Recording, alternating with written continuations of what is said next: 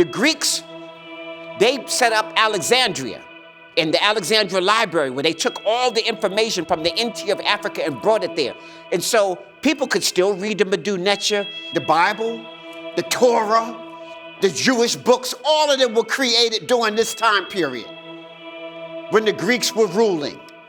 You have to understand. So that the whole Exodus, all that was written supposedly almost 2,000 years after it happened. Okay? And their real persecutors were in Canaan. It wasn't even in Egypt. They were persecuted and driven out of Canaan, not Kemet.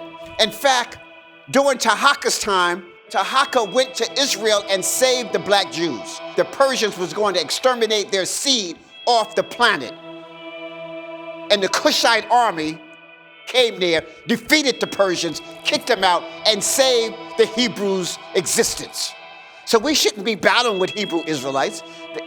We're all one, they owe their whole doctrine to us. And we say dua to y'all. Y'all want to be Hebrews, fine. But you shouldn't be at war with the people who are from Kemet. Okay, all right? So I just need people to understand that connection there. And so now, when the Greeks come to an end, and the Romans just engulf them and become them. In fact, the Romans became the new Hebrews also. The Romans exterminated most of the African Hebrews and accessed their wealth. And the Romans will now close the temples permanently in ancient Kemet and make Medu Neter outlawed. So when the Romans took over, doors closed, Medu Neter no longer spoken, temples outlawed. In fact, some of those Kemetic temples now got turned into Christian churches. And so the first Christian churches, they weren't engineers or architects like the ancient Kemet. They just occupied the temples and put Christian crosses up. When I take people to Luxor, I show you where they plastered the walls and drew Christian saints up there, and stuff like that. But they didn't make it. They just took the Kemetic temples and converted them.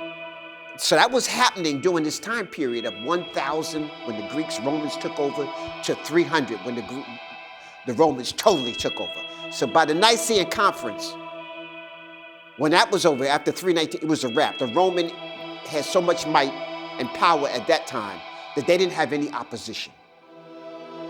So they just killed off the foe. Anybody who was against them, they just killed them off. So they were feeding Christians to the lions one day, and then they were the Christians the next day. Okay, no more feeding to the lions. Let's get the lions out of here. That's over, phase 2. We are the new Christians. And they use this as an economic ploy to exploit the world. So it had nothing to do with no godliness, nothing like that. It was to exploit as a capitalistic concept to control the world. And then later you have the Vatican, and the Pope becomes the head of this pantheon. And he even sanctions slavery. The Pope blessing them to go out to get Africans and give them the charter. Yes, you can take Africans from this side, Spain, you take it from this side, you take it from that side, and I give you the blessings. And let me just make this tidbit right now. The Europeans even learned who the Greek philosophers were from the Moors. When they ruled Spain and all of Southern Europe there, they set up the first universities and college. Europeans came there and studied, and that's when they found out. So the Moors told them about the Greek philosophers and stuff like that. So that's where they even got them names from. Europe went through their Dark Ages. The Dark Ages is when they got severed from the Eastern world. So they didn't even know nothing about these people. And let me say this, the Greeks and the Romans didn't want anything to do with the Picts, the Germanic tribes, the Anglos, the Saxons. They looked at them, they said they were so backwards that they didn't even make good slaves. And so at this point, you got a conversion here. During this time between 1,000 and 300, a whole lot of changes is coming. We're creating a new God. We have to get rid of the old guard, so we got to destroy a lot of people. We got this conflict of, Judaism and all them, so we got to get rid of them. But now we can use that because they're the traders. They control commerce. So the Romans take over that and become the new converts. So that's the first real converts of Europeans becoming the Hebrews. So you got the Canaanites, but a large portion of them is black. And then you got the Romans and the Greeks who convert to Judaism. And then later you got the whole Russian thing, the Khazars and all of that, during the Holy Wars. They're just pagan people, right? And pagan just means not Christians, not, so-and-so. Okay, so they don't have no real religion. They become Hebrews because they want to get into the trade. They're selling to both sides. They're selling to the Christians and they're selling to the Muslims. So they're in between. They become Hebrews.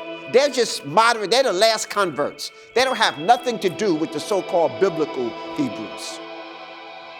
Okay, so the Romans convert over and some of the Canaanites convert over to Judaism.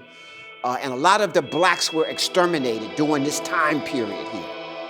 So I need people to understand this area of Iraq, Iran, Sudan, that middle, what they call the Middle East. And that terminology was just created during European War I and European War II. There was no Middle East before the European War I. They just created that. It was strategically named to pinpoint this area. Because there's no Middle West, there's no Middle South, there's no Middle North, but we got the Middle East, okay? And that was also strategically to take Egypt out of Africa and put it in the Middle East, okay, to control of all of this.